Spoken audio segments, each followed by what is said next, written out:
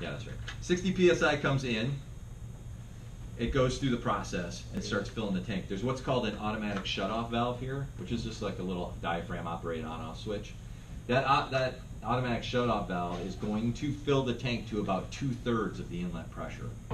So if you have 60 psi in, it's going to fill the tank until it's about 40 psi of pressure, storage pressure in the tank, and then that diaphragm will switch and then lock it off and shut down production. So your storage tank is actually going to be at about 2/3, 40 psi. So think about this.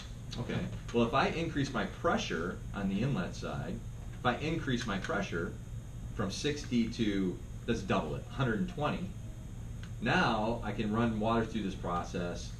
My 2/3 pressure into the tank is now 80 psi. Now 80 psi pressing on the diaphragm is going to put more water in the storage tank, and it's going to have more pressure in the storage tank too.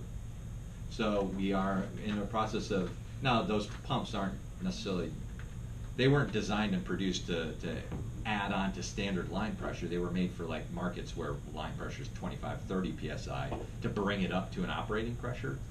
But we have fresh point systems that are going to be released real soon, where part of the system that's going to be under the cover is a pressure pump on the front side too, to increase pressure. And it's a, for me, just because I've been using RO water for a long time with the faucets and everything, the experience of the RO, that because a lot of times, especially if your tank's on the low side and you go to get another glass of water or whatever, and it just kind of starts dribbling out, the experience of having that pump system is a lot different. Like you press that, you better hold your glass because that water, bam, wow, this is really great. It's a lot different experience. So those systems are coming out soon. So that's another way you can increase production, is with a pressure pump on the front side. Check it out. There's also things called permeate pumps. And a lot of times they work off of line pressure, but the permeate pump, what it does is it essentially takes pressure off of the membrane. So you can either increase pressure on the front side or reduce pressure on the back side, pull water off the back side of the membrane. That can also increase production. So those are just things you asked about, you know, what can I do to make more water? Those are all things that you can do to make more water. I'm going to stray into, because we're talking about residential drinking water for the most part, and to be fair, homeowners, residents, consumers, they're not, for the most part, they're not really, who here drinks tap water? Okay, right? And it's fine. For the most part, it's probably fine. You're not, it's not like you're going, oh my gosh, this is unacceptable water for my drink. You're levered relative. That's me. I am a water snob. Ozark is foul. It is. It is. So, Yeah, I don't like Ozark for the either. most part, unless you're Jay, he wants his special water. Really, where you start to get into places where water has to be right is in applications that you get into in the commercial area. So if I'm making coffee, it's 97% water. If I'm making espresso, it's 90% water.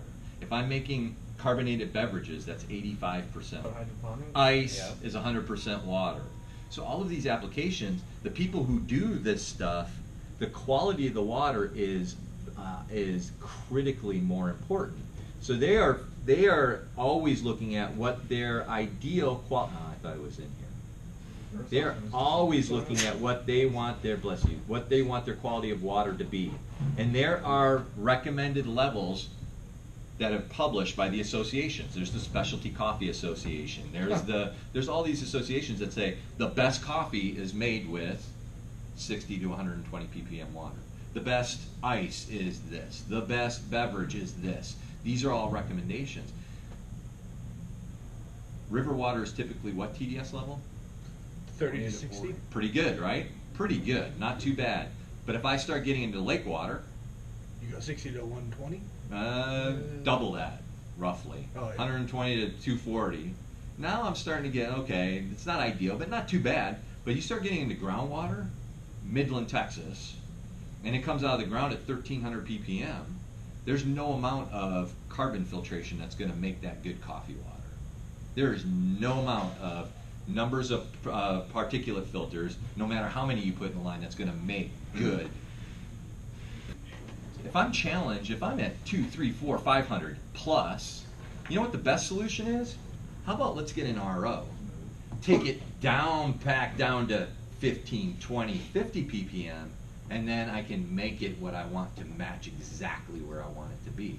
So RO is becoming more and more. Instead of, well, I want to blend this and do this and that and then put it in cartridge. A lot of commercial applications now are just saying, you know what? The standard is this. Let's put in an RO. Let's make RO water, and then add in the ingredients on the backside to make it exactly what Coca-Cola is supposed to taste like. No matter where you are in the world, you can do that. I can put in an RO and then tune it to make Coca-Cola. So RO is becoming more and more important because it's inexpensive and it's dependable, comparatively speaking.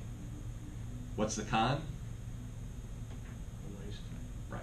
Wasting water. Check it out. So water, there's a couple different things.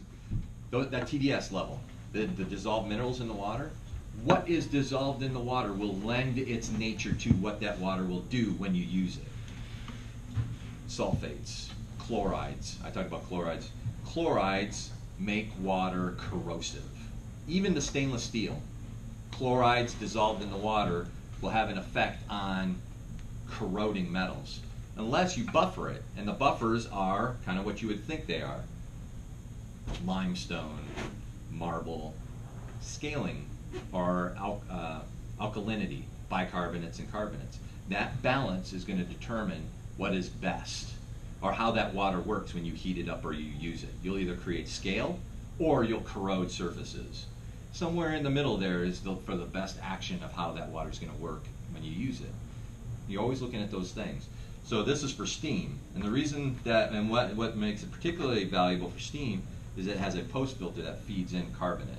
So in combi ovens and things like that, when you're making flash steaming,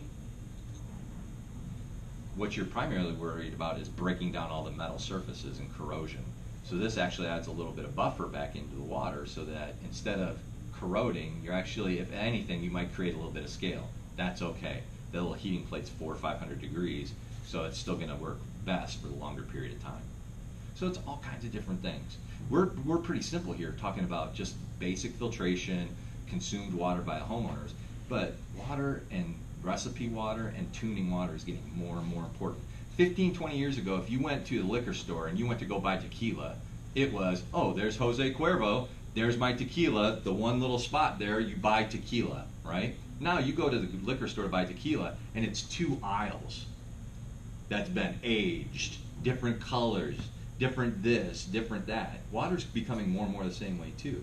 People are understanding that water is a primary component of everything on this table. Yeah, pretty much.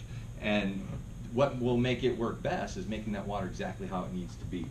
So your job in water treatment, and our job as a manufacturer, and Jay's job as a system manufacturer and putting this stuff together is becoming more and more important, okay? And it's becoming fun. You got into this exactly